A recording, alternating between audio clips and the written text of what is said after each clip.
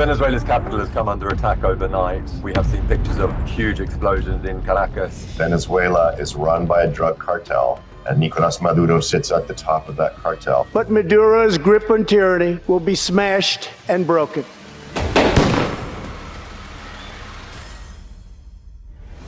January 3rd, 2026, Caracas, Venezuela. The United States just executes the largest military operation in Latin America since 1989. Over 150 aircraft, 20 military bases coordinated across the hemisphere. Delta Force commandos flown in at 100 feet above the water. Target, Fort Tiuna. Venezuela's most secure military compound, 2 a.m. local time. Night Stalker helicopters breach Venezuelan airspace. Venezuelan air defenses destroyed, communications jammed. The ground assault lasted 30 minutes. 80 Venezuelan military personnel killed, 32 Cuban intelligence officers dead. By 3:30 a.m., Nicolas Maduro, president of Venezuela, is aboard the USS Iwo Jima, blindfolded, gray Nike sweatsuit. By morning, he was in a Brooklyn jail cell. The charges? Narco-terrorism. Conspiracy to import tons of cocaine, leading the Cartel de los Soles. The bounty, $50 million, the largest in U.S. history. Maduro and Flores have been indicted in the Southern District of New York, Jay Clayton, for their campaign of deadly narco-terrorism against the United States and its citizens. The Trump administration called it justice, a law enforcement operation to stop a narco-dictator. Trump is explicit about what comes next. American oil companies will enter Venezuela, fix the infrastructure, recover assets he claims have been stolen. But here's what makes this complicated. Nicolas Maduro wasn't a cartel boss who seized power. He was a bus driver who became president. Venezuela doesn't produce cocaine. It transits through the country, but the coca grows in Colombia. And the Cartel de los Soles? The 2026 indictment quietly drops that claim. Prosecutors now describe it as a patronage system, not an organized cartel. Legal experts worldwide call the operation a violation of international law. Russia and China demand Maduro's release. Brazil calls it extremely dangerous. Mexico condemns it. Colombia mobilizes troops to the Venezuelan border. But some Venezuelan exiles celebrate in the streets. So what is this really about? Drugs? Oil? Democracy? Imperial power? To understand what happened, you need to understand a pattern that goes back 100 years. Because this isn't the first time. Nicolas Maduro was born in 1962 in a working-class Caracas neighborhood. His father drove a truck. His mother was a union organizer. At 17, he became a bus driver, then a union leader for Caracas metro workers. In the early 1990s, he met a young army officer planning something ambitious. February 4th, 1992. Lieutenant Colonel Hugo Chavez led a military coup. The coup failed. Chavez went to prison. But that speech made him a folk hero. When he was released, Nicolas Maduro was waiting, a loyal supporter, a true believer. Chavez ran for president. His platform, Bolivarian Revolution. Nationalize oil, redistribute wealth, challenge American power in Latin America. He won in a landslide. Maduro became foreign minister, then vice president. Chavez's most trusted aide. March 2013. Chavez died of cancer. Maduro inherited a country sitting on the world's largest oil reserves, 303 billion barrels, more than Saudi Arabia, more than any country on earth. In the 1990s, Venezuela produced 3.5 million barrels per day. American and European companies ran the operations. ExxonMobil, Chevron, ConocoPhillips. Chavez nationalized it. He seized foreign oil assets, kicked out the American companies. Exxon sued, won. Venezuela was ordered to pay $1.6 billion. They never paid. Production collapsed, mismanagement, corruption, U.S. sanctions. By 2025, output had fallen to 800,000 barrels per day. Venezuela's economy imploded, hyperinflation, food shortages, medicine shortages. Over 7 million Venezuelans fled the country, the largest refugee crisis in the Western Hemisphere. but the oil remained, 300 billion barrels still in the ground, and American companies remembered what they'd lost. March 2020. The first Trump administration indicted Nicolas Maduro on narco-terrorism charges. The accusation: Maduro and senior Venezuelan military officials ran the Cartel de los Soles, named after the sun insignia worn by generals. They partnered with FARC to smuggle cocaine to the United States. The reward? $15 million. Later increased to $50 million.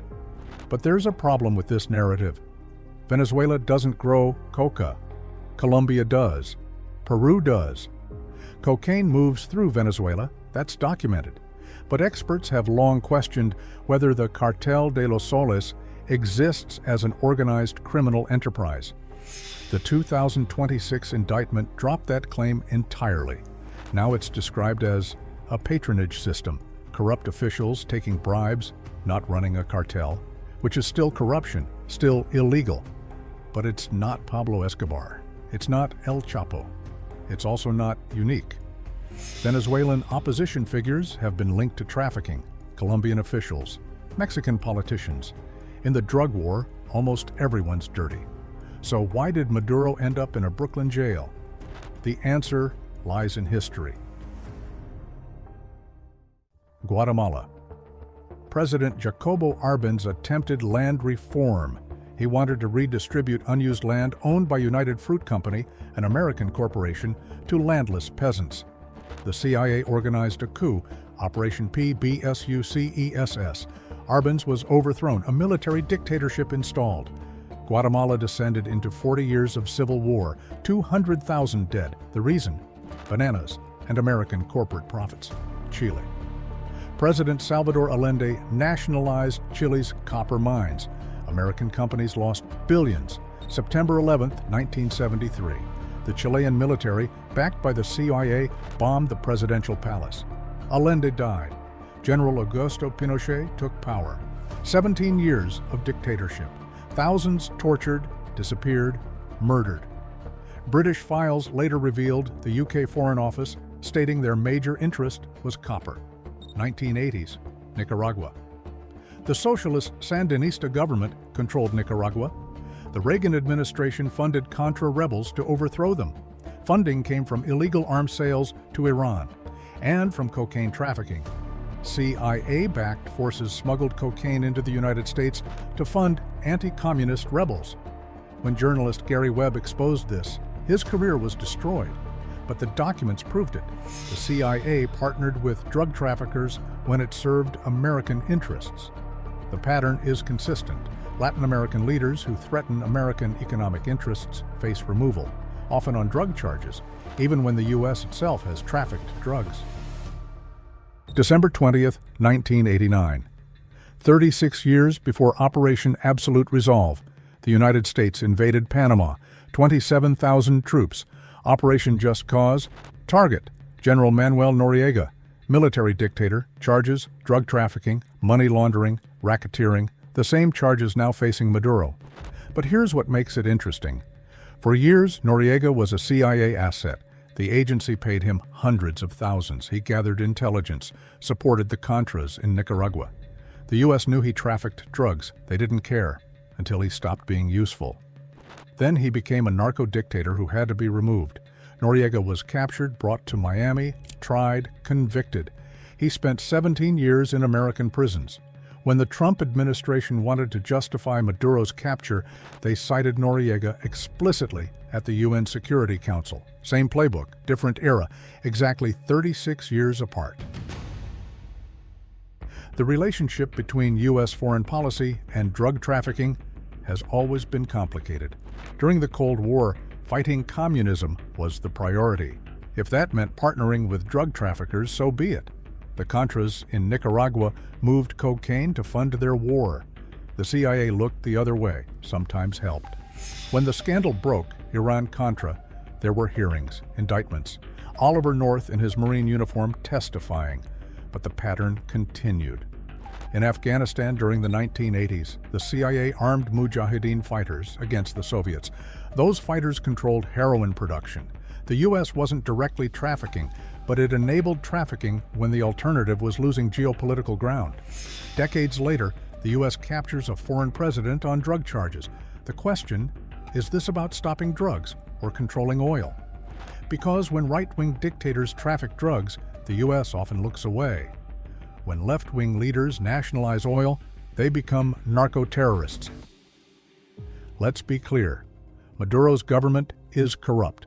Cocaine does move through Venezuela.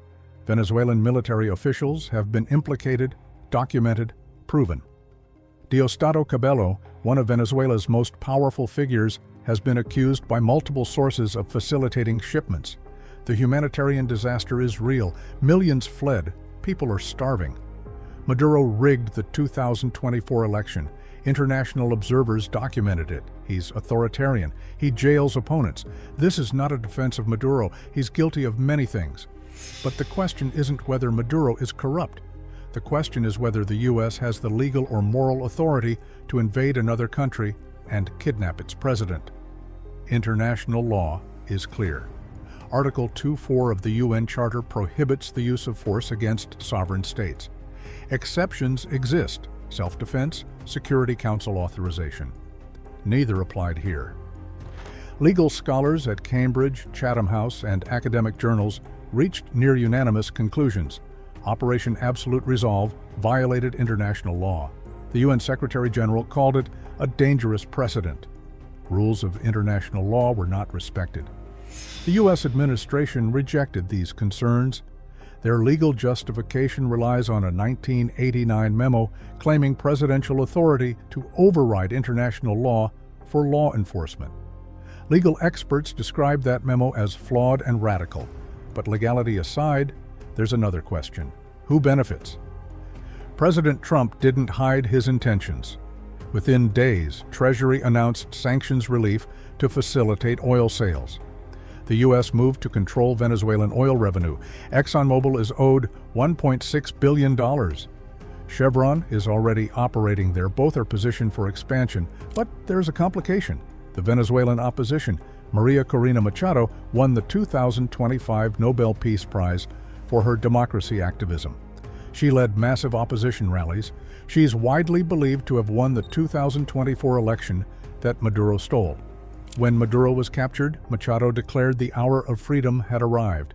Instead, the administration is working with Delcy Rodriguez, Maduro's own vice president. Rodriguez was sworn in January 5th. The Venezuelan military recognized her. The Chavista structure remains intact. The U.S. didn't install democracy. They made a deal with the regime. 18 political prisoners released. Trump canceled a second wave of attacks. Talks began. Remove the leader who nationalized oil, leave the system, make deals for access. 32 Cuban intelligence officers were killed in the operation. Cuba had been embedded in Venezuela's security apparatus for years. Their elimination served multiple purposes. This isn't about democracy, it's about control. Today, Nicolas Maduro sits in Brooklyn's Metropolitan Detention Center. His next court appearance, March 17, 2026. He faces decades in prison if convicted. In Caracas, Delcy Rodriguez governs from Miraflores Palace. The Venezuelan Supreme Court ruled Maduro's absence temporary. No elections required for 90 days, extendable to 6 months. The Venezuelan military remains intact. Defense Minister Vladimir Padrino Lopez recognized Rodriguez, called for normalcy. The armed forces mounted no effective resistance during the operation itself. U.S.-Venezuela talks are underway. State Department officials visited Caracas. Venezuela will reciprocate. Oil executives are being courted. But they're hesitant. Venezuela remains uninvestable, according to ExxonMobil's CEO. The country owes $190 billion in debt. China lent over $60 billion. The humanitarian crisis continues. The world split sharply. Russia and China demanded Maduro's release, called it armed aggression. Brazil's President Lula called it an unacceptable line, an extremely dangerous precedent. Mexico condemned it. Colombia mobilized troops to the border. Cuba declared mourning. Nicaragua arrested supporters. The 125-nation non-aligned movement identified it as a UN Charter violation. But right-wing Latin American leaders celebrated. Argentina's Milei, Liberty advances. El Salvador's Bukele shared photos approvingly. Europe walked carefully. The EU acknowledged Maduro lacks legitimacy, but insisted international law must be respected. France said Venezuelans are rid of dictatorship, but the operation runs counter to non-use of force principles. The hemisphere is divided like it hasn't been since the Cold War. Cuba, Nicaragua. Any left-wing Latin American government now knows, challenge U.S. interests, face consequences. So what is Nicolas Maduro? A narco-dictator who deserved capture? The evidence suggests corruption. The humanitarian disaster is real. The election was rigged. But was the operation legal? International law experts say no. Was it about drugs or oil? Trump explicitly said American oil companies would go in. The 70-year pattern is clear: Guatemala, Chile, Nicaragua, Panama, Venezuela. When Latin American leaders nationalize resources or threaten U.S. economic interests, they face removal, often on drug charges, even when the U.S. itself trafficked drugs, even when right-wing dictators trafficked with impunity. The Noriega precedent is now the Maduro precedent. Senator Mark Warner asked, "Does this mean any large country can indict a smaller neighbor's leader and take them out? This would lead to chaos." Senator Bernie Sanders called it the horrific logic Putin used to justify attacking Ukraine. Rank imperialism. The truth? Probably both. Maduro is corrupt, and this is imperial policy. The Venezuelan people remain caught in the middle. 7 million refugees, hyperinflation, food shortages. Venezuela's oil, the largest reserves on Earth, still determines who's friend, who's enemy. Operation Absolute Resolve demonstrated something unprecedented.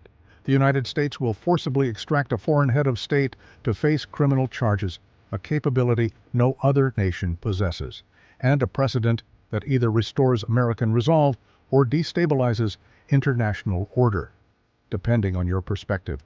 Maduro's verdict will come in a Brooklyn courtroom, but the larger verdict on this operation will unfold over years, measured in whether Venezuela finds democracy or chaos, whether America's rivals learn they can do the same to their neighbors. The Monroe Doctrine, the idea that Latin America belongs to the United States, has been enforced for 2 centuries. Trump calls it the Monroe Doctrine now.